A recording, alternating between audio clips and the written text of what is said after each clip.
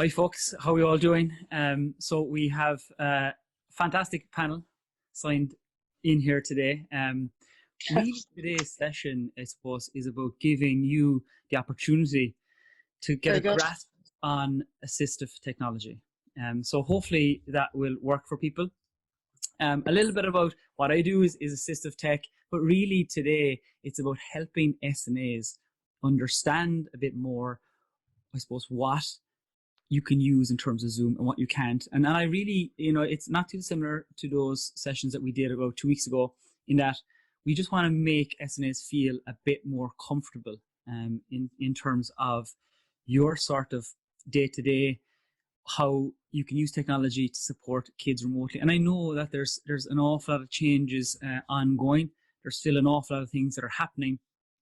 But from my perspective, I suppose, it really is about how do I best give you the opportunity to understand Zoom? And there's multiple other ones we could jump into. So before I run into that, what I want to do, just to kind of set the scene, we do have quite a few people that have logged on.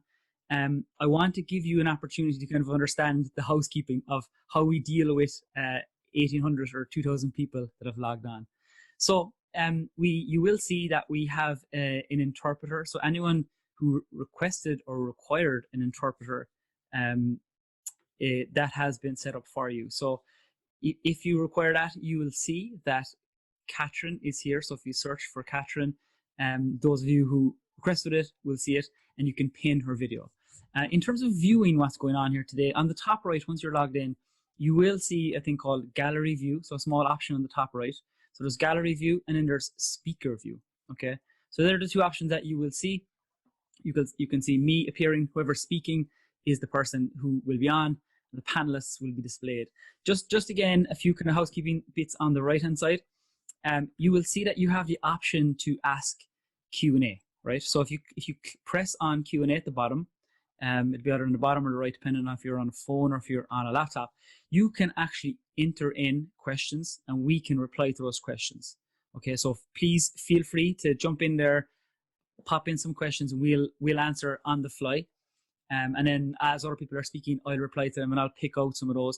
And then there's also a chat function. Okay, so if it's a bit of chit chat, if you want to talk to somebody else, if there's somebody else out there, then we can jump into that. If it's a really specific question around Zoom, around technology, around what we're doing today, then please drop it into the Q&A. So hopefully that works for everybody. So if you see the chat, you should see that on the right hand side. What you can do there is literally you can jump on in and just ask other people questions. We can see those coming up, and as well as that, we can reply to those. Okay, so maybe a nice way to kick it off is just to, what have we got here? Where are people from? There's a few of us here that are going to be monitoring that chat as we go and monitoring the Q&A. So like we have an awful lot of people that have logged on. We have now, as of right now, we've got 2,040 people. So maybe give us a quick update in terms of where you're coming from, what part of the country, possibly world, who knows. Great to see some guys coming on here with some people from Dublin, Carlow. It's going too quickly, I can't see it. Wicklow, Meath, Clare, Cork. Fantastic. Great to see people from Cork, obviously. Who would have known I'm from Cork? Okay, so before I get into the session in depth and in detail, I am going to hand over to Aideen McGovern, who's going to just give a quick, I suppose, update and maybe a welcome to some of the SNAs that are here today. So I might pass over to you if you don't mind. Thanks, Aideen. Sure, thank you very much, James. And good morning and a very warm welcome to you all on behalf of the Education Centre Network of Ireland. You have already spoken and are continuing to speak in your thousands here as we sit, and that speaks volumes. The big message you're giving to each other at the moment is that you are not alone. We are united here this morning despite being distanced, and that speaks volumes. When in education circles we speak about the incredible work that's progressed on behalf of students in schools, we use the term school community. I think this is a great term, and a term I love because it has very deep meaning. It's linked to a context where cooperation, guidance and nurturing are key. Scott remarks about communities that the greatness of a community is most accurately measured by the compassionate actions of its members. You are these compassionate members. You are at the heart of these communities. You perform a multifaceted and critical role on behalf of your students. You assist your teachers. You offer voice for students. You offer comfort and reassurance to parents who know that their vulnerable children and teenagers are in very safe hands. You care so much for those students who are now missing your voices and your faces. It's impossible to outline the role of an SNA because so many of you go above and beyond the call of duty in your everyday school lives. You offer specialised support. You offer care and understanding, and you develop trust. What an important role you play in your schools, putting your students front and centre in everything that you do. I really would like to take this opportunity on behalf of your students, their parents, your school communities and the wider education community to give you an enormous thanks and an expression of appreciation for all that you do, each and every one of you. Thank you. Eileen, thank you so much for that. Really appreciate it. I think it's just nice to get a kind of an insight into education centres are there and they're here to help and support. I think that's one of the key issues. I know in terms of our tech, while you were talking there, Eileen, it seems that Catherine White's video might have gone down. So my apologies for that. We are running transcription services as well, so we will have that, but hopefully Catherine will be back on pretty soon. So anyway, let's not worry too much. We'll try and get that back as soon as we possibly can. Again, this is being recorded as well, so we will be able to push this out afterwards. So great stuff. Come here, Eddie. Thank you so much for that. What I'm going to do now, guys, is I'm just going to share a few slides.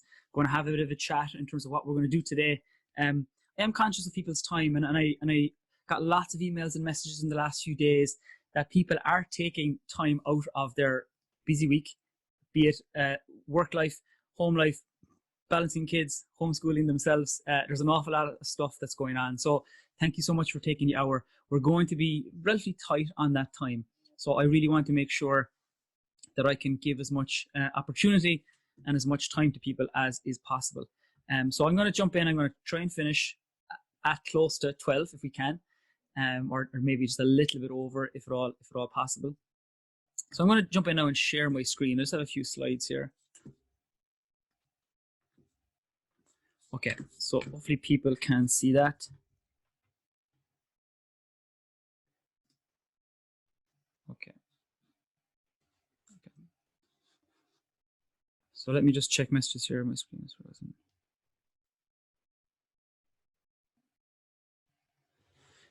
Okay, fantastic. So quick kind of overview in terms of what we're going to do, what we're going to talk about. And really, I suppose to tell you who am I, like a lot of you know who I am. I looked at the stats. We have about 3,000 people that register for this session. We have about 1,500 of those have probably engaged with us in some capacity at Your Ability. So we do a lot of work around courses for teachers, SNAs, around using assistive technology predominantly. And then on top of that, we would do a lot of research work. So my own kind of background is research into assistive technology. So I was a Marie Curie research fellow based in Boston for a few years.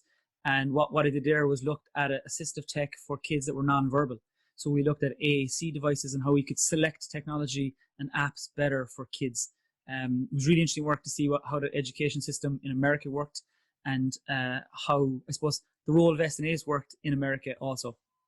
So that's kind of my background. I was at the medical school while I was there. And then when I came back, I worked for UCC and jumped back into running my own company, Your Ability, in the last year or so. So we've been quite busy.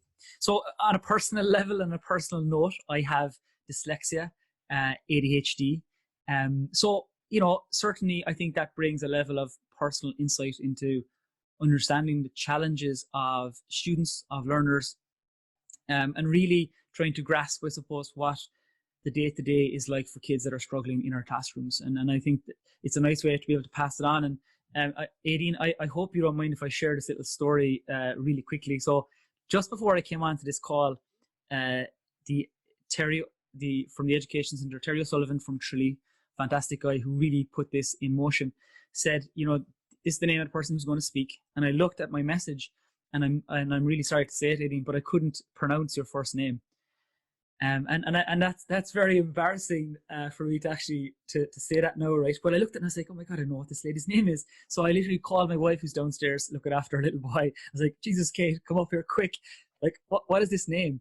And that's the stark reality, of learning difficulties and struggling. And it's really about overcoming some of those boundaries. And I think SNAs do phenomenal work giving those sort of thinking outside the box elements to kids. And I think, regardless of the technology, and I know you feel like, because I don't really understand what's going on, I don't know how the technology works, but it's really about you reassuring the student in this kind of moment of need and moment of, difficulty for a lot of kids. So look, I appreciate that it's a difficult time for you, but I think the work that you do is phenomenal. And all I'd ask, I suppose, as we go on is, to keep an open mind. I think that's probably one of the most important things that we can have is, can we be open-minded in terms of what we're offering? I know that there's new things coming out all the time. There was an update yesterday. We have two lovely SNAs that are joining us here today, Tara and Sal, who are going to give a few words, I suppose, on their experiences, both in primary and secondary. And I need to actually make sure that Tara can join the meeting. I think she just said to me there was a bit of a difficulty. So I'm going to jump on there and try and get her into the meeting. But no, it's really about being open-minded. I'm going to talk a lot around the use of Zoom, take up some of the questions, show you some of the materials that we actually created for you. So as well as this session today being recorded, being sent out in the next few days or early next week, I've also created an easy kind of how to get started with Zoom guide. So all the simple questions, how to set it up, how to download it, how to schedule meetings, I'm going to send that out to you as well. It's like a 10-pager. And some really good questions have come in to me over the last 3 or 4 days since we started doing this. So Zoom, it's one of those ones out there. If your school are using something other than Zoom, that's okay. Don't worry, that's perfectly acceptable. If it's Google Classroom, if it's Microsoft Teams, if it's Flipgrid, for example, or maybe a lot of younger primary schools are using Seesaw. These are all fantastic options, and all the education centres and the ones here, all the other education centres are running courses on some of these as well. So, there's multiple opportunities to kind of upskill. Why I'm looking at Zoom right now is because it's probably one of the easier ones to get your head around in many ways. And I think that it makes it easier for the student to be able to easily log on to actually set up meetings, schedule meetings.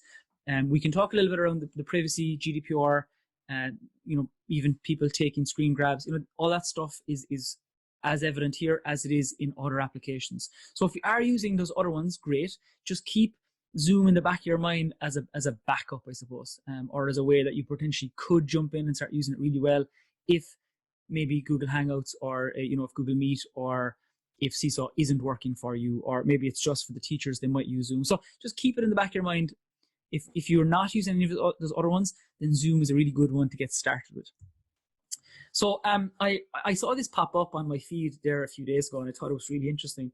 Who knew that the Brady Bunch were ahead of their time having Zoom calls back in the day? But certainly I think there is sort of a small Zoom fatigue in some ways, because those of us who are constantly jumping into it and using it, it's something that we become familiar with. But talking to camera all the time.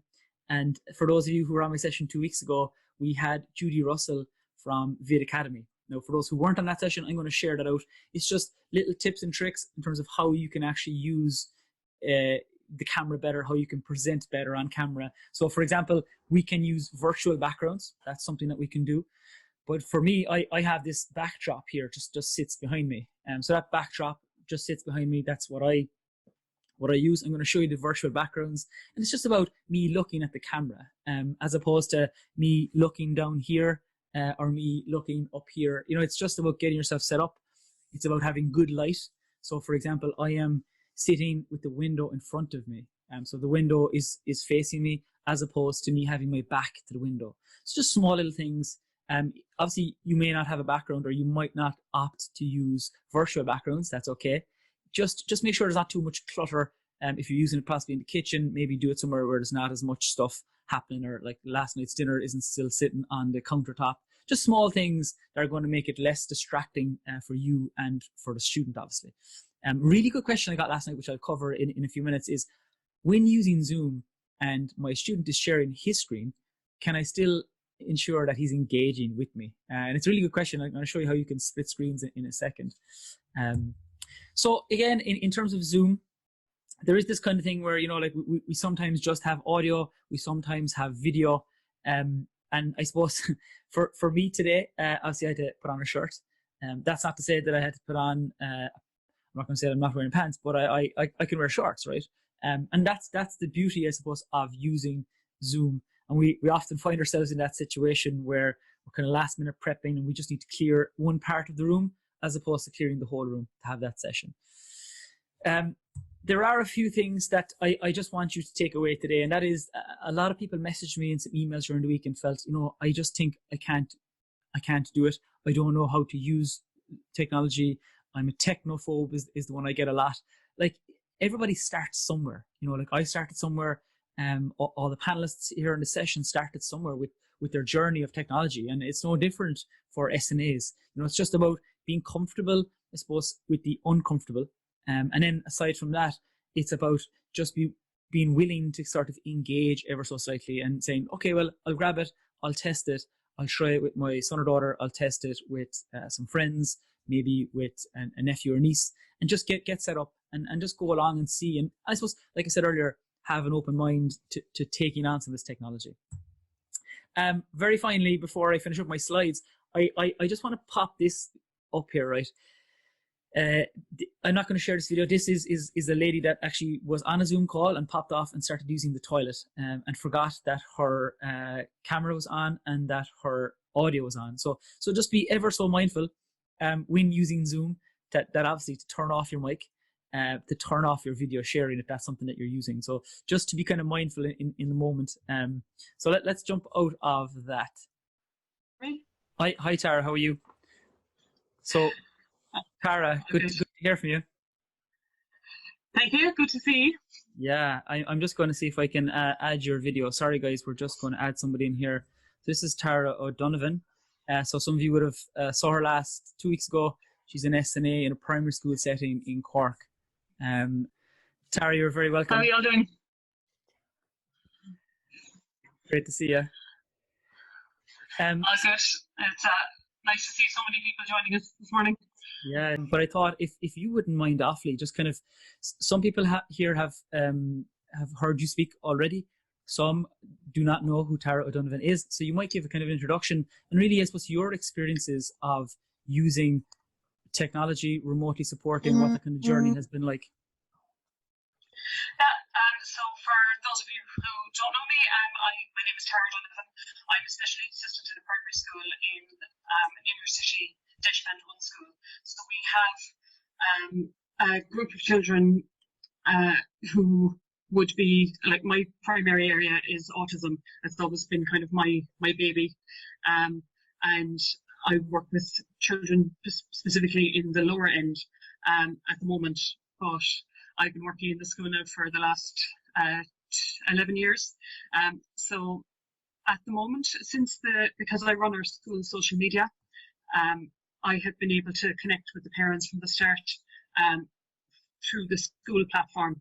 I would never use my own personal social media, but I run our school Facebook and Twitter pages.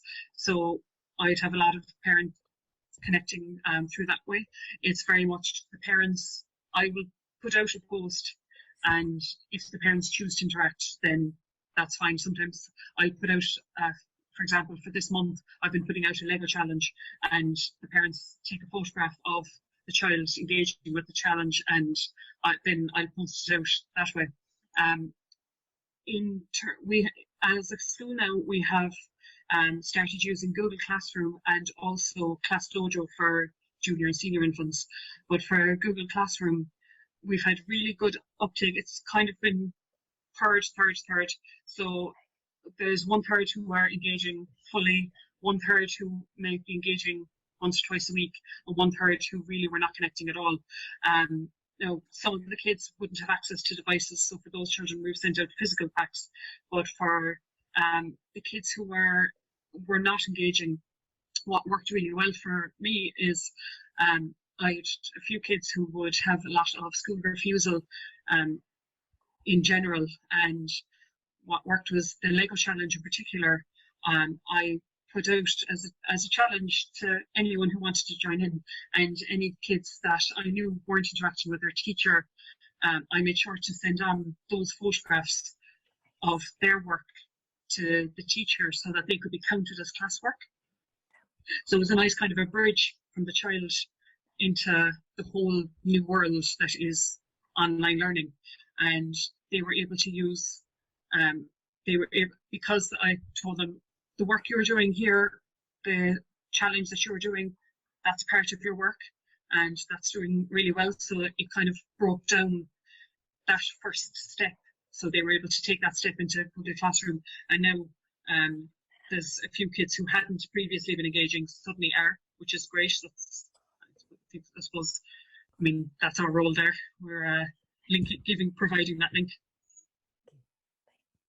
So, yeah, I think that's really important just to kind of get that. And what would be the main kind of like tips on some of the tech that you've been using? So Google Classroom is what we're using, and Padlets, Padlets, is another thing that we're using specifically for kids with our SEN team are using. That it's kind of a nicer format, but for Google Classroom, I'm logged on as a co-teacher with the classes that I'm engaging with. So sometimes I jump in when specific kids that I would work with will post. I can jump in because I'm working on the lower end, first class, second.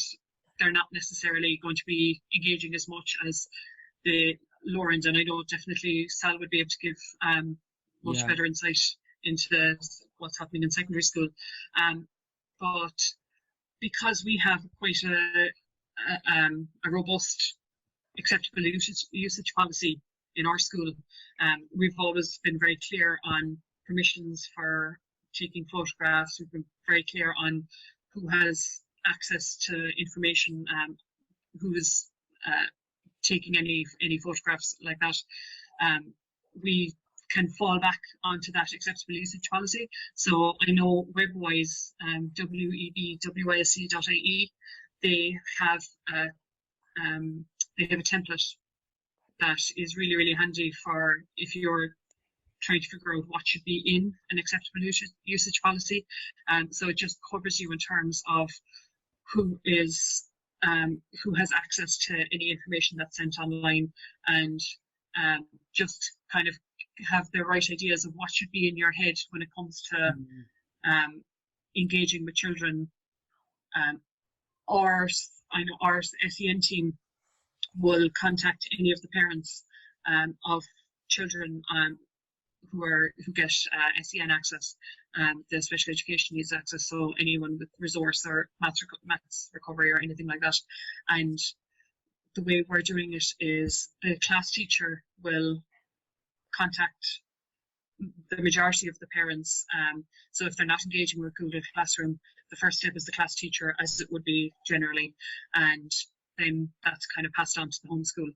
But I suppose if a child isn't engaging, then it goes on to, we have a homeschool liaison as well. It's about just using, like I said at the very start, whatever you do have. So like if Tara's using Google Classroom and that's what their school is using, then please obviously continue to use that. Okay, so my name's Shane Hartigan. I'm with IMS. I've been helping out with James on the webinar technology. So what Zoom is, and I know many people have been using Zoom.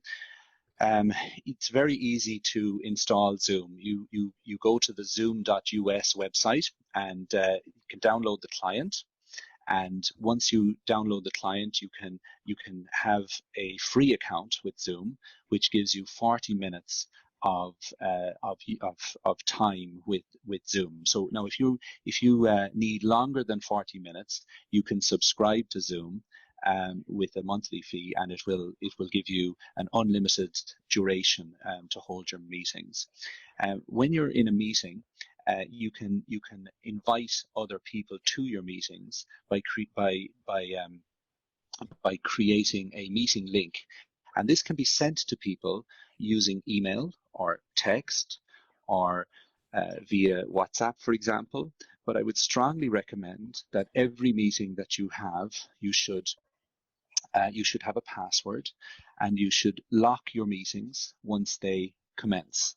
And this is very important because we've all heard of security issues around video conferencing. It's not just Zoom, it can happen on all different platforms.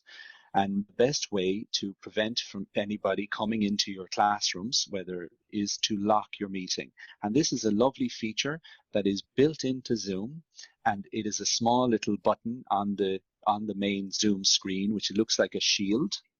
And you click that, and it will lock the meeting. It's akin to having a key turning in the door of your classroom. And this is very good way to secure your meeting. Nobody can come in. And also to turn on a waiting room. And a waiting room is also a feature in Zoom, which is very easy to switch on.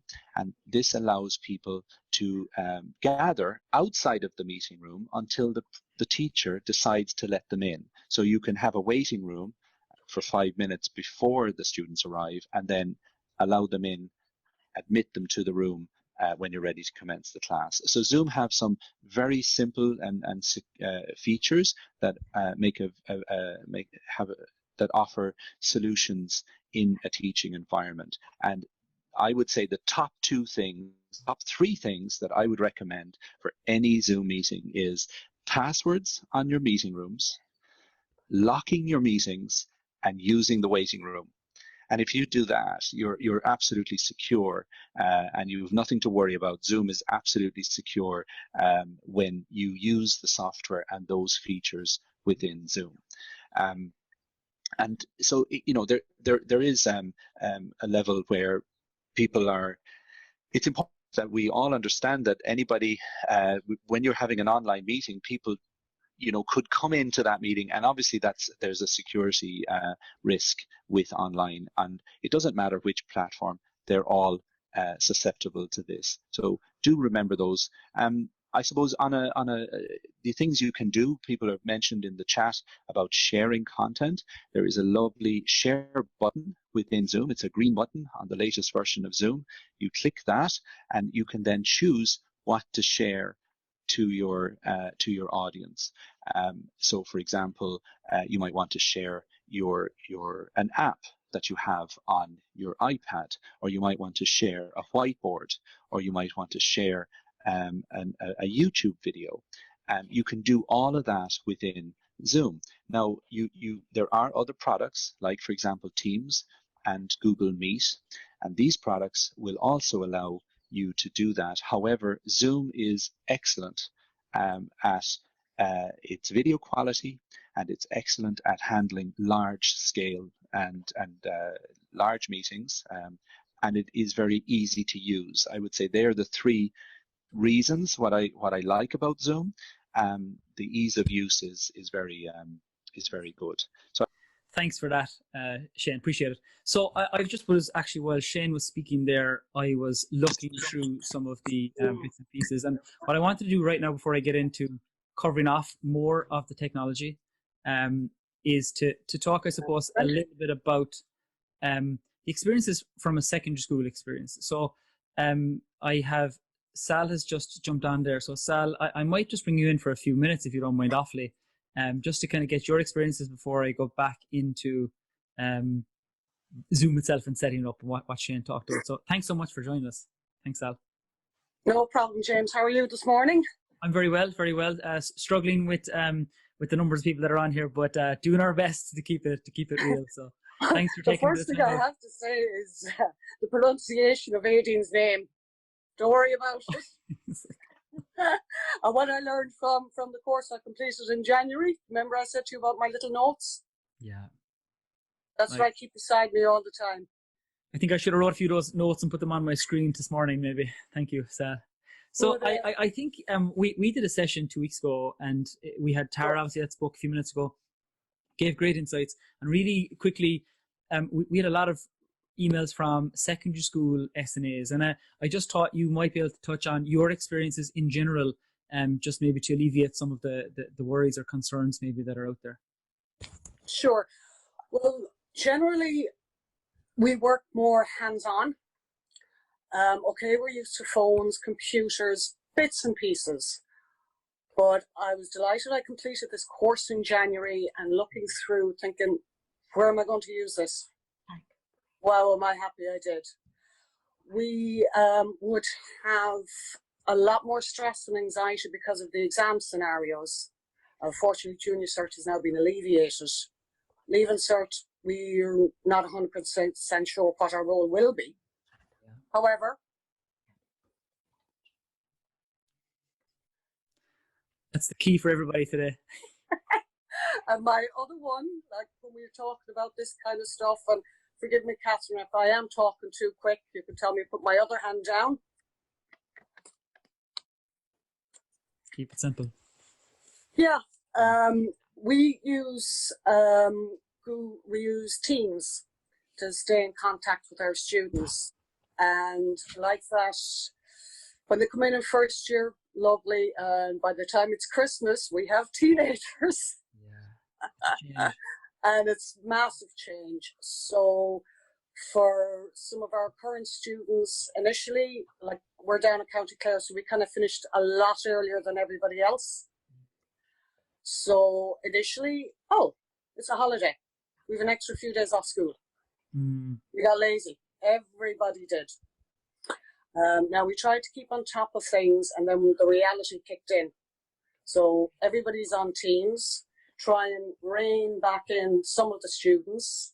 I would work ADHD, behavioural, that side of things. So routine and exercise was the priority first. And that was the glory of having Teams where we can contact the students directly. And in terms of, Sal, if you don't mind me asking there, in terms of contacting students directly, what did that format take? So was that you asking, was it you on video, or was it chat? Was it just over and back by chat? Or how did you actually, in terms of the technology, how did you connect with the kids? Well, first of all, using Teams, again, it's not my thing. We're hands-on. This is what we do. We're hands-on. Let's get the job done. So initially it was phone call through Teams. I was afraid of video. Okay, yeah. That's a fact. I'm just for a split second, actually, Sal, because I know there's a few people asked. My apologies. One or two people were asking me, who is this lady speaking? So this is Sal O'Sullivan. She's an SNA in a secondary school in County Clare. So I just wanted to confirm that for people before we go on. But yeah, sorry, you were just saying you were a bit fearful of the camera. Yes, because nobody wants to be recorded. Is my hair okay? And that's not me. We're just workers. And I think everybody that goes out there, we are hands-on. This is not us sitting in front of a phone or a laptop or a tablet. We need to be out and about helping our students. So in terms of the Teams, initially it was phone call, then we can contact any of the students we need. Now, we did have our meeting, our SEN meeting, over Teams as well. But again, depending on, and everybody's on the internet using these facilities now. So like that, the person who is speaking is the one that has the camera. So if our principal is speaking, I'll step back, switch everything off so that I can hear what's going on. She doesn't need to see me if I have nothing to add. We know what we're like. Yeah. So, I think that's a good point. There was a few questions, actually, I was looking there a few seconds ago, Sal. So in terms of muting, and like in terms of the basics, on the bottom left, as you look at your device, if it's on a laptop, it's slightly different on your app. But there's a mute button, and then there's a stop camera, so I'm going to go through that in a few seconds, but just to be clear, that's kind of what we're talking about. No, that's for Zoom, obviously, but slightly different for Teams. Well, it's more or less the same thing. It's surprising how many of the things interface are there and quite similar. And there is no need to panic.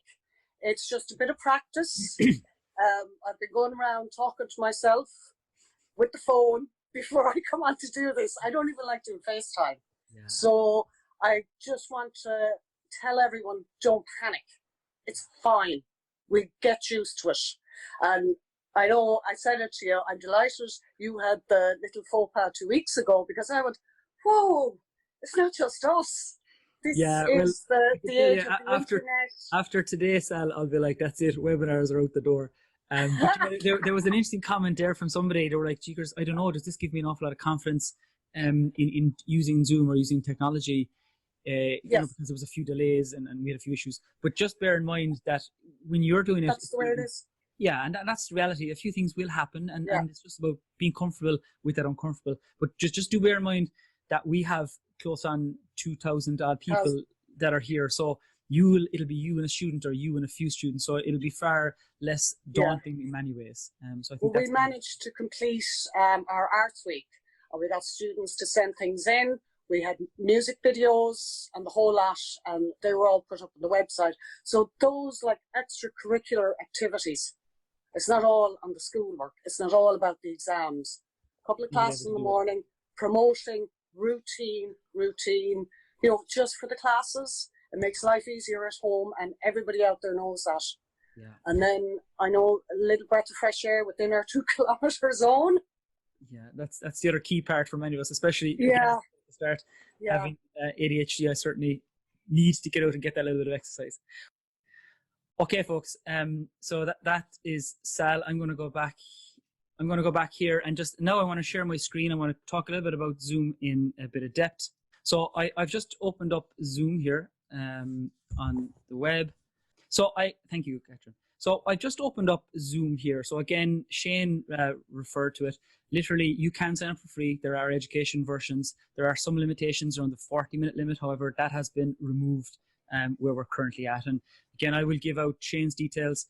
The guys there are doing phenomenal work in terms of offering educational packages, pro accounts to schools for the next few weeks and months. So I'll send those details out if your school are either thinking about using Zoom or if it's something that you're interested in. What I want to do here is share my experience of the backend. So I'm going to click on my account.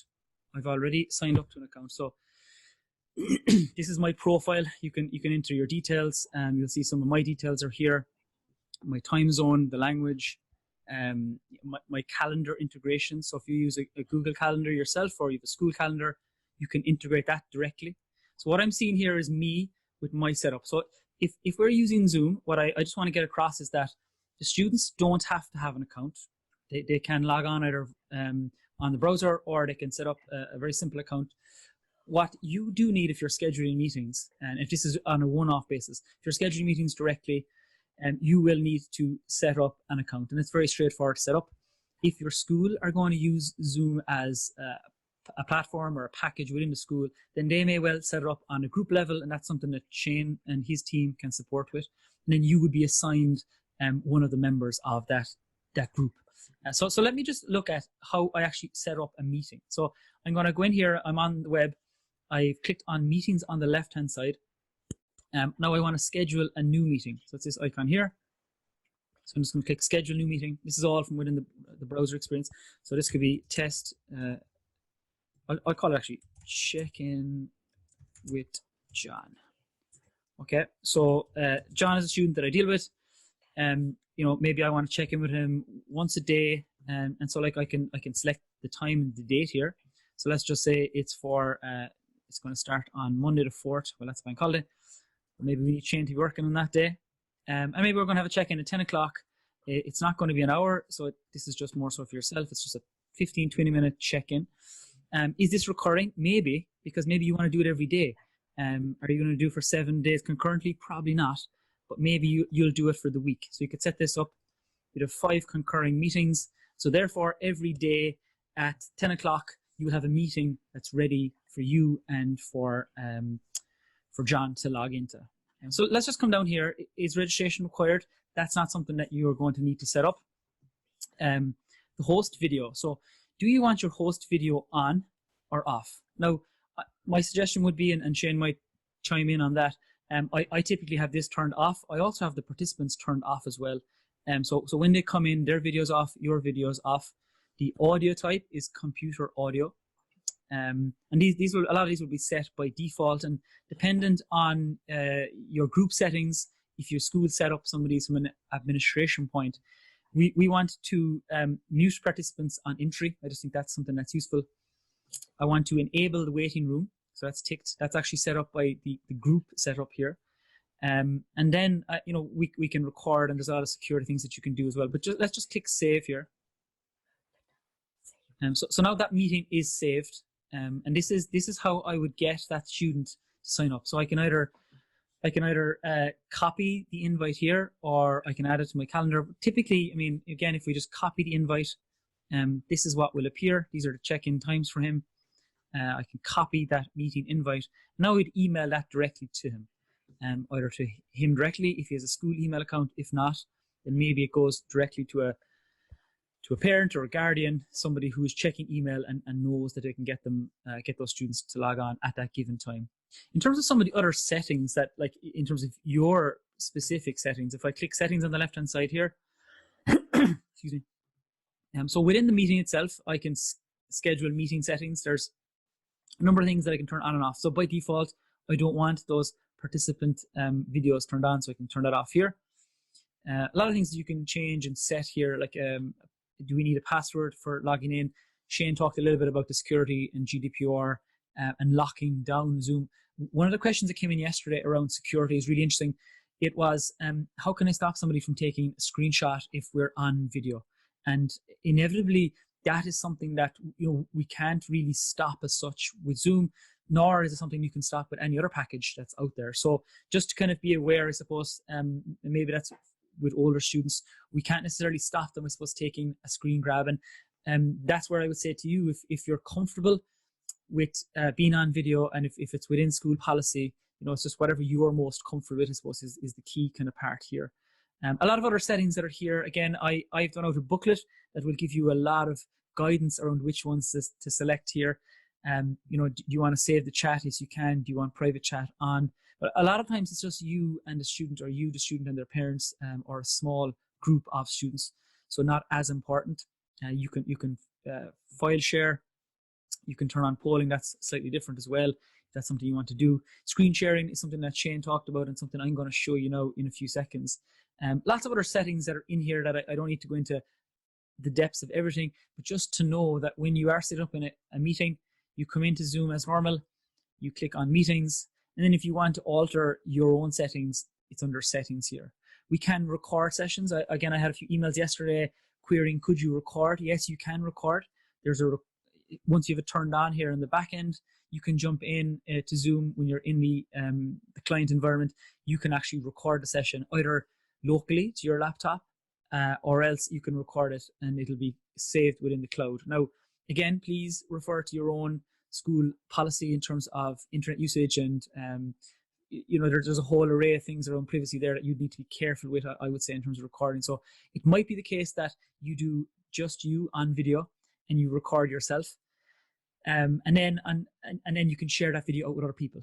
So maybe it's a video you can share. And again, we had a school in Dublin yesterday that asked, could they record and set up something, and that was something that I advised, as opposed to them recording the student. They just record themselves and then share that video afterwards, which is kind of a nice thing to do.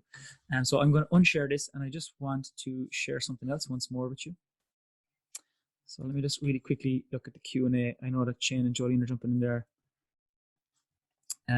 Okay. So I'm going to share one more thing with you here. Just want to. All right.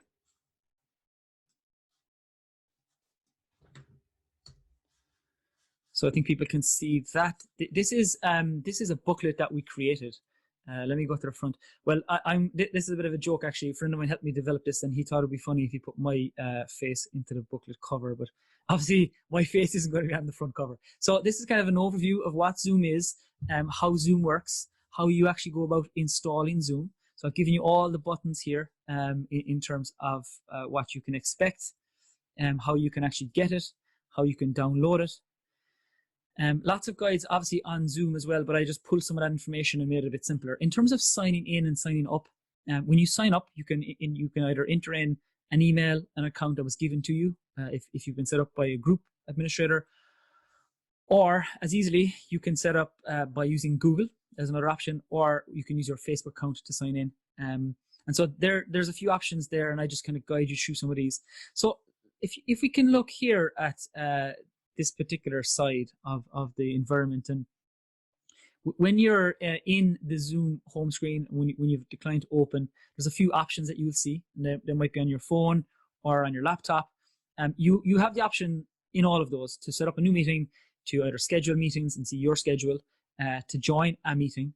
And then there's obviously a chat function as well, that you can chat to various different people. Sorry, I'm just seeing some messages come in there.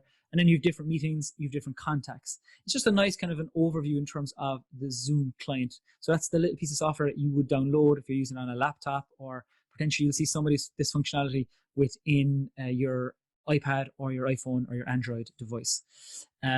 So joining a Zoom call, you would have seen this today, I hope.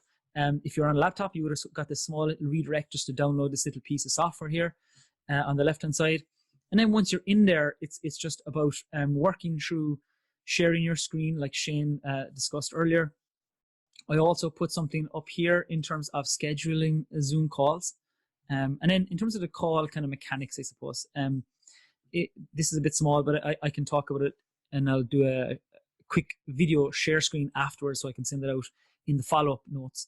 But on the left-hand side here, this is what some of you are seeing already. You're seeing me appear, you're seeing the call mechanics appear. But if you look at number one here, that is, that's your mute button. Lots of settings you can change on and off. You've got your video, your camera button. You can invite more people. You can manage your participants, which we're doing here. You can share screen. So that's that little share screen that Shane talked about. Now, we know we're very recently, yesterday, the day before, moved on to Zoom version 5.0, I think, or thereabouts. And so some of these icons have slightly changed. But you also have a chat. But this share icon is really one of the key things, I think, around understanding what Zoom can do when you're engaging with other students. The functionality that's available around the share options, I think, is really, really powerful. In terms, I might even ask, I know Shane is still on the call, but Shane, in terms of the share options, is there anything that you feel is most important there, or just to make people aware of? Yeah, there's been some really cool questions coming in. Somebody's asking about how do I share music to a student, and when you share, you have a variety of screens, not just the whiteboard, but if you're using two monitors, you can share different monitors or share an app. Despite the fact that your one crashed, it is extremely reliable. I actually have never seen it, James. It's amazing, and maybe it's just, but anyway. But also in terms of sharing the music, there's an advanced, when you go share, there's an advanced button, and you can share the audio only. Right now, I was actually another little thing which I came across during the week, which I love, is one of these little hues, right? And you can get those on Amazon. They're like, I don't know, I think I got that for 50 euros. Yeah. This is what it looks like, and effectively, it's a document scanner. So you just have it on your table, put your pen and paper in your document. It's looking at that, and you just draw and you explain the problem or the solution with a pen and paper while the document scanner is looking at it, and you can have that as a second camera feed. Again, that's in the share button under Zoom. So I'm going to be putting a lot of stuff. I know James has a lot of things on this is recorded, but we're building a resource under ieducate.ie. I put it into the chat for anybody that wants to look up stuff. Yeah, I think that's really, really important. I mean, what I'm going to do in the aftermath of this session is I'm just going to actually record a short session, Shane, of me sharing the screen and going through all those various different elements. I'm going to have a look through some of the stuff that came up in terms of our Q&A and try and, I suppose, grab some of those key concerns that people had and actually show them within Zoom itself. And I might sync up with you to get that really aligned. That would be quite nice. So we're just at 12 o'clock now. So if people can bear with us just for 5 minutes before we kind of wrap up, I just want to share one or two other kind of small things in terms of sharing my screen. Just share that poll out as well, Yeah, if you James. wouldn't mind. Thanks, Shane. You've got some We had a few fantastic polls there polls. that I didn't It's get been to. helter-skelter. I know, right? It's great. It's good though. It's great. It's fantastic. And it's the thing is, everybody's using, they're getting on with this, and it's great to share the ideas. Well, that's literally what it is. I mean, there's loads of resources and help on Zoom, and I'm going to pick out some of the key ones I think are important. So sharing your screen, what is that like? This is just a video that they have. And again, Shane's going to do a lot of resources on this. When I click on the share screen icon, I'll get a number of different options. So within Basic, you can share the screen you're looking at. You can share another screen. And here's the whiteboard option. So it's really nice. You can actually annotate on that whiteboard, or you can share your iPhone or iPad. And I have it hooked up here. What I'll do later is I'll do a demonstration of this and how I would actually do it, because this session is short on time. But it's really nice because you might be talking about a specific app, and you can jump in and talk about that app and share it directly. There are some advanced options as well, and it's not covered here, but in terms of some of the advanced options, that's what Shane was talking about, having that option to actually use something to jump on top. So like Shane's device there, a little camera, you could actually do that with your phone. So you can use your phone, Android, you can use your iPhone, or you can use another webcam as a document scanner, basically, and that works really, really well. So there's some of the key things, I suppose. Shane, the other one thing I'd just like to jump back into before we take one or two bits of feedback is, from your perspective, in terms of privacy and security. Obviously, you're doing an awful lot of work with schools at the moment. There's a lot of key concerns that have come up, but you touched on them a little bit earlier, but 2 or 3 kind of key points for SNAs to be aware of in terms of making sure they're as safe as possible. The 4 things I'm going to name out here. The first is make sure you lock your meetings. This is important. Okay, use that button. It is not there as a decoration. You should use the lock the meeting, and it's just good practice. It's just good practice in the environment that you guys are working in. That like you would turn the key in the door it's a privacy feature. Waiting rooms are excellent. A great, that is, you can see your students arriving into the waiting room before the class. You admit them all in one go. There's one button you press, admit all, and all the students will come in. And you can set inside in Zoom that the microphones are muted, so you don't get this clitter clatter of everybody arriving into the room. When they're all in there, I would suggest actually doing a little poll, because it's a great way to do a roll call. So right now we're running a poll, and I'm actually just going to share the results of that to everybody. So when you do the poll, again, you will see that, and that effectively is your attendance in the classroom. So little pro tip on using that. So now your students are in. You've let them in through the waiting room. It's now 5 minutes into the class. Press the lock meeting button, right? And once you do that, you are as safe as houses for the rest of that classroom. And turn on there's a little as well, a very handy tool, James, which is the bell chime. Right. And the bell chime, you will hear a little bell when somebody arrives to the waiting room. So for that window of 5 or 6 minutes, while the room is not locked, you will hear the little bell go bing, and you know that there's somebody, a latecomer. You just admit them into the room. Once the students get to know that, look, if I'm past my 5 or 6 minutes, the meeting's locked, and you get on with teaching. And that's rest assured that nobody's going to jump into your meeting and hijack it or something like that. And it's not just Zoom. It just happens to be that there are 300 million people using Zoom, and the eyes of the world are looking at Zoom. So if something is newsworthy, it's up there. And this is just common sense and security. I can't emphasize that enough. It is not the product. It's that the users just learn those things. Lock your meetings and use the waiting rooms. And when you're sharing meeting IDs, use a password, because that is something where you can send a link, and James showed how you can create a link and paste that link to people, for example, in WhatsApp. It doesn't matter if you send it in an email or WhatsApp or any mechanism, because there's a password encrypted into it, and they have to get past your waiting room. And there's once they get through the waiting room, you're locking your meeting. So you're as safe as houses in that regard. I think they're the key kind of things, and they were some of the considerations that were coming up maybe back in late March, early April, where we were seeing some of the issues around Zoom bombing and and that sort of thing. So I think, yeah, like Shane has alleviated some of them there. I think, again, the overriding thing here is please refer to whatever school policy that's in place, because that is the absolute holy grail in many ways. So refer to that first and foremost, and then you have kind of a sense of yourself. Some people are not comfortable on camera, and if you're not, then you need to relay that back maybe to the school or to wherever you may end up or find yourself working in the next while. So just to kind of wrap this up, I had this thing in my head that I'd love to bring in one or two people just to give a quick word. We have a few people who raised their hands. I wonder, Shane, do you think that we could bring a person in just to give it a few seconds? Sure. Well, we've got 21 people have raised their hands. So what I'm going to do is, just in case, because this has happened before where we've had hands raised and people did it by mistake. So I'm just going to lower all the hands right now. Okay. So all the hands now should be, and if you, we just let those settle down there. We're just going to end that poll, which is, we've 75% of the audience has polled. So really, this is quite an interesting one. There's a real spread, this question. I'm going to show you the results on this. So let's take that person, for example. I'm just thinking, would Karen Miskela, would she be interested in coming up? So the idea here is that just to share a few seconds of almost experiences from the trenches. How's that? Just to kind of give us an insight into your experiences, be it Zoom or otherwise, or what you're thinking. So I brought up Karen, but I'm not sure she's. Let me see if it's, maybe somebody else would like to.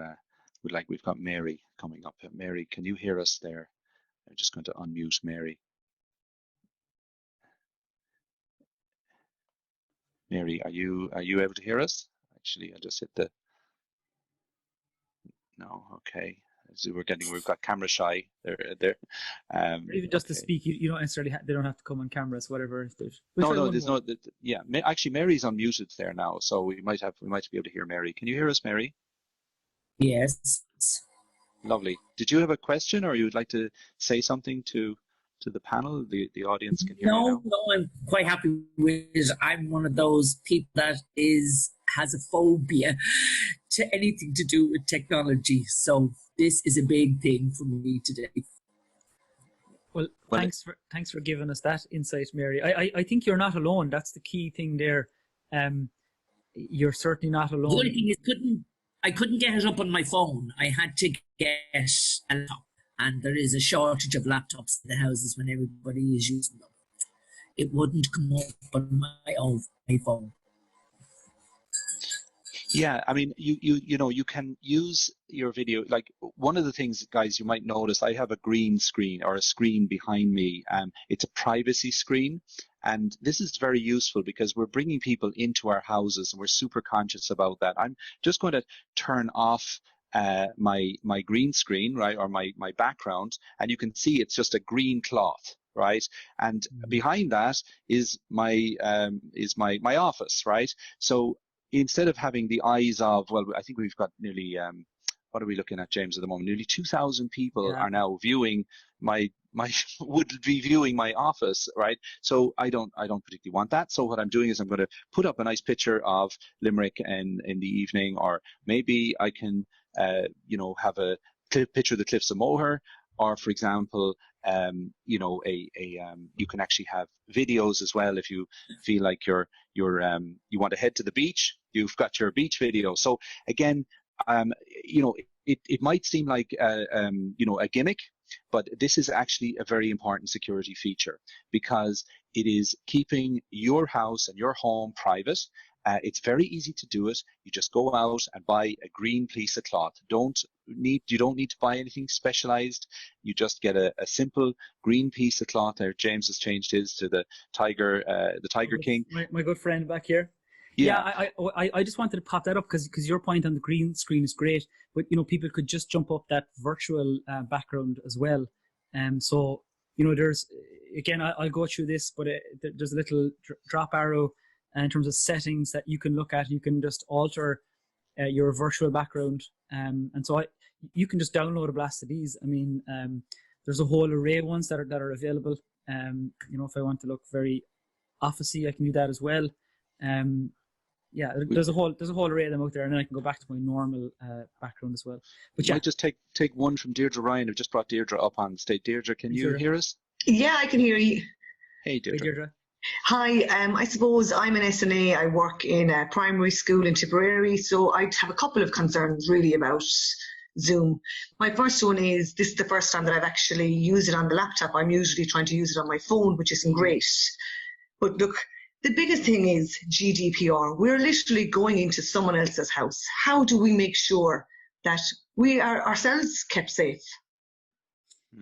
Yeah, I mean, I'll take it first, but I think Shane, you can jump in as well. So what I did there, Deirdre, is like I looked into this a bit. So I spoke to some people around GDPR and using Zoom. So Zoom is a product in terms of its allegiance or its GDPR and its privacy policies. Obviously, it ticks all the boxes.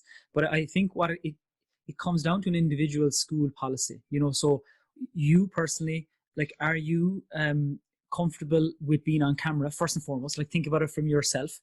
Are you comfortable with being on camera? Yeah, I don't mind. That doesn't bother me at all. Yeah, and that's good. And then, like, some schools have taken a blanket decision that said none of our SNAs are to go on camera and none of them are to go on camera directly with students. So they use Zoom but just to chat and just to share screens and just to share resources and whatnot. So there's many levels of it. I think the product could be anything. It's the same with Teams. It's the same with Seesaw. Any of those applications. Yeah. It's it goes back to that question I said earlier. Like, people can take screen grabs. Like, how quickly we can take a screen grab on our phone. Of course. The biggest problem, I suppose, from my terms is, like, I could be in someone's house and could say something. And I know we've been told that the policy is that the parent has to be in the background at all times. But what happens if I say something that the parents don't like? They come back to the school then and say, oh, well, Deirdre said whatever, and you're left yourself wide open. Yeah, no, I think, again, like, that's just about being as careful as you possibly can. And I think that whole thing about having a parent or guardian in the room is really important. I did a session about 3 weeks ago with educational psychologists, about 80 of them, and that was the key concern. It was like, okay, we can do one-to-one client sessions, but we have to have someone in the background. Yeah. For multiple reasons. And so if you can adhere to that and push that. Maybe James, I might come into on that one, because we have liaised and engaged with a lot of schools. I suppose the bottom line out there with schools, be they SEN students or mainstream students, is that their well-being, their family's well-being, their parents' well-being underscores everything. They're learning now in an environment that's not homeschooling. Homeschooling is a choice. So everything that you give to these kids is a choice also. In terms of engaging with them, it should be in this category of vulnerable children. It should be short, it should be simple, it should be things that are focused on playful learning if they're in the younger category, reducing anxieties if they're in the higher categories.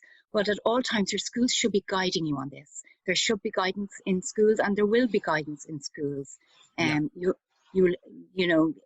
don't be afraid to look to those schools for supports. Don't be afraid to look for supports wherever you can pull them from, because this is a steep learning curve for everybody, including yourselves. That's really good feedback. I think the session we did 2 weeks ago, Tara spoke about just constantly going back, and don't feel afraid. If you are the only SNA in a school, in a small school or whatever it might be, don't feel intimidated to ask those questions and ask before. So I'd much prefer if you reached out to the principal or whoever you deal with directly and get some guidance before, I suppose, you jump into it. Shane, really quickly, in terms of GDPR and privacy from a product perspective. Right. Okay. So Zoom have as pro licenses, and they also have education licenses. Now, education licenses with Zoom have a beefed up or enhanced privacy statement or privacy because you're dealing with minors and you need to get consent. This is a feature of an education version of Zoom. Okay, it is not there on the free versions or on the pro versions, which are related to corporate. And on our website, which is ieducate.ie, and I popped that. I'll pass that through to James. There, one of the principals very kindly gave us a generic AUP that he's using and has passed through his legal advisors, and very kindly made it generic, and we've published it available to anybody that wishes to download from ieducate.ie. There's some helpful things in there. I'll definitely share that, Shane, if you don't mind. Yeah. With the privacy screen, and you mentioned a few minutes ago about that, again, you're in somebody's home. I would strongly recommend the privacy screen behind. So, you know, again, you're the eyes of your classroom. It's much better when it's a much more professional outlook anyway. It's literally one click.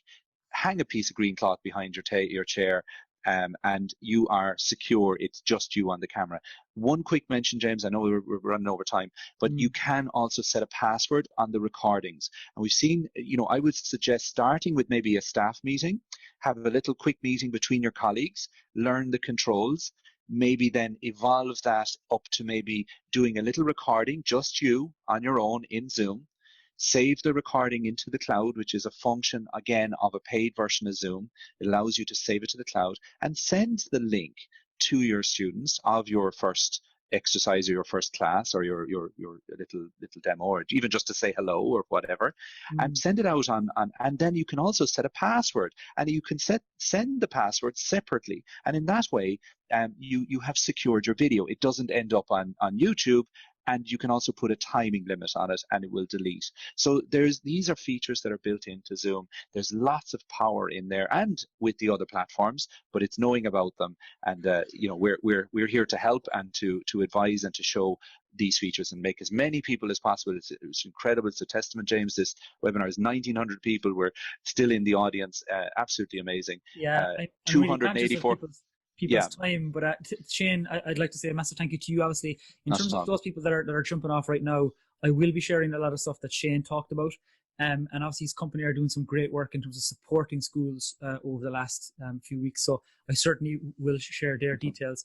What I'm happy to stay on for 5 more minutes. But my biggest consideration is Catherine. Catherine, are you okay for 5 minutes? Okay, I just want to, because I'm conscious Catherine's been working hard listening to my Cork accent. So I might just take 1 or 2 other questions if those come in. I know that Tara might jump in as well in a second. So Mary O'Connor, I might just allow to talk if you wish, Mary. You're happy. If that works for you there, Mary, you can talk if you wish. If there's anybody else who would like to jump on, I might just jump into the Q&A. While you're doing that, I can put a few of these up. You know, in regard to GDPR, there is a lot of information. Zoom is used in 90,000 schools across the European zone, so it does comply with GDPR. But you do need to get those acceptable usage policies documents out there. As I mentioned, the privacy pieces, such as the privacy screens and so forth. You know, just looking at some of the other questions, there's some amazing stuff really coming through. As I said, 294 questions. We've done our best to answer, I think only 63, but I think they will be there. There's some really good stuff. One of the things as well you can do is that I have a little iPad here, and you can actually share the iPad as a whiteboard into your Zoom meeting. So I can get my pencil, right, and actually annotate and draw on the whiteboard, and my students then can see what I'm annotating in real time. So a very nice setup I've seen before is a screen of your students in front of you, privacy screen behind you, like what I showed a minute ago, and a tablet in front of you, and you're effectively got your notes, and you're sharing that tablet, and you're annotating on it, and they can hear you with your microphone. Invest in a little headset. It does give that extra quality. I know it might look a bit silly and so forth, but it does give you that crystal clear audio and that's actually a great point. What I've done in the booklet that we're going to send out, it'll be in PDF. So just put in some kind of tips in terms of types of mics to use, types of cameras to use. They're probably the key ones. I'm going to bring Tara in here in a few seconds, but there's actually a really interesting question here I'm going to answer live. So here it is. It's actually from Tara Dunn. So the key thing about this question was, could it be possible to do another session like this one, but just have more SNAs on screen and sharing questions and answers? I think that's actually a really, really good idea. And I'll talk to Tara O'Donovan here, and we might try and line up maybe a panel of 2 or 3 primary, 2 or 3 secondary, not necessarily about the in-depth of technology, because myself and Shane can share all the resources afterwards and you'll have them all, but maybe just giving SNAs a platform to ask questions and for us to, work through some of the concerns that SNAs have. So maybe we'll look into that in a bit more detail, and we'll try and do something the next week or two, and hopefully that will be of help. So Tara, that'd be very interesting. You might just come in there, because I think one of the concerns I know you have some I was going to say you have some take on privacy. You have a lot of a take on privacy and using technology and using personal technology. So for those of you who don't know you, just share maybe your insights on using personal devices. Yeah, so in my school, in my setup, this might answer one of the questions that was asked as well. They were asking about me assigning extra work and how to communicate with the teachers. So I run our school's social media page, that's Facebook and Twitter page, and that was set up between myself and the principal, and it has been cleared by our board of management, and also has been commended by our DESH inspectors when at their last DESH evaluation. So it is 100% above board, and it's written into our acceptable usage policy. So the Lego challenges and the additional stuff that I put up on that, I'm putting up from a school point of view. I have kind of, I suppose, a school tone that I use. I never use my personal social media, would definitely be very much against that. And that's where the likes of Zoom, Google Classroom are great, because you can have that you can step back and have that, I suppose, that professional line between you and the families you're working with. But any work that I'm putting up, it's either stuff that I've found myself, that I found to be useful for a group of children, not specific to one kid, though sometimes, you'd have a few kids in mind when you see something particularly about space or particularly about Lego. But other teachers send me stuff that they're going to use for their class, and they think that it might be useful for others. The principal sends me stuff that he'd like me to put up. For example, today is World Poetry Day, so we're doing a school-wide poetry challenge where any kids can and that's going on record social their own. media. That's how you share that, is it? Yeah, so that will go on, again, just the school's social media. I'll share your page It's a as well. public Facebook page. So it's a public Facebook page, but it is anything that I communicate. Like, as an SNA, we're not the answer to everything. And I think it's really important as an SNA to be able to say, hang on, I'm not actually sure about the answer to that question. So one of the questions that came up there is if a parent has said something that or has overheard something that they're not happy with. So I think it's really important to have, like, if you are communicating, have maybe a script that you would work with, and if there's any question that throws you, be comfortable with saying, I'm not actually sure about the answer to that, but I'll get back to you. Come back to you. Just as you would in if you were in school and a child asked you a question. Yeah, no, I think that's a good idea. I think what we will do here, Tara, is I definitely think, like, I'm just looking through some of the open questions and some of the chat. There's an awful lot of stuff that's would be answered very well by a panel of SNAs. Yeah, not definitely. necessarily that have like experience in tech, but just some experience of using it, and then just to alleviate some of their considerations and concerns and whatnot. So yeah. I think we better wrap it up there, because I'm really We could be here for tomorrow. we could keep going forever. There's still 1,700 people that are watching. So from my perspective, I just want to say a massive thank you to everybody who logged on and who engaged. Catherine White, thank you so much. my apologies for some of the technical issues at the start, but this is all being recorded at the moment. Thank you to Shane and his wonderful team around bringing, I suppose, Zoom into schools. And there have been some concerns around using Zoom in education, and I think Shane has cleared a lot of those up and is continuing to do an awful lot of work. So I'll share his details. I would like to thank the education centres who pretty much made this possible. So big thank you to Terry O'Sullivan down in Tralee Education Centre, who was the big instigator, big pusher in this. So thank you, Terry, for making this possible. Obviously, thank you to Claire, Claire Education, Monaghan and Navan for coming on board. So a massive thank you for you guys. There's an awful lot of questions that have come in. Over the next week, I'm going to work through some of these questions. I'm going to record some elements afterwards, some shorter videos, pop them on YouTube, and I'll send out an email within the next kind of week, let's say. I won't overcommit myself because I did that there 2 weeks ago and that nearly killed me. So there is a lot of questions being asked about are we giving out certs for today's session. What I'm going to do is I'm going to give out a blank cert that you can fill in your name on.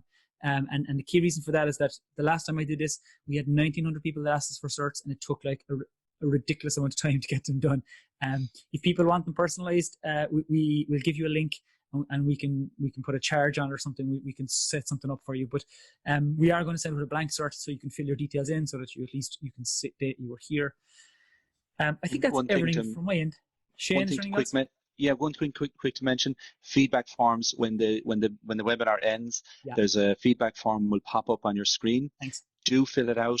Absolutely massive information to improve these, and please put in your comments and how this can be improved for the next webinars. I certainly had great fun. I wasn't expecting to have to jump in. I was just trying to help out, but I'm very glad that you did. It was great to have your sort of tech expertise, and I do think it's important to highlight the work you're doing. Like, just for a split second, to put this into context, having 2,900 people register for a webinar in a few days and having 2,200 come on, like, there was a lot of stuff happening in the background to make this possible. And like, Shane was jumping on calls with me over the weekend. He was jumping on calls with me late at night, trying to set the technology up for this. So a big thank you has to go to Shane and his team. And it was an awful lot more work than what it looks like on the front end. So just to kind of put that out there.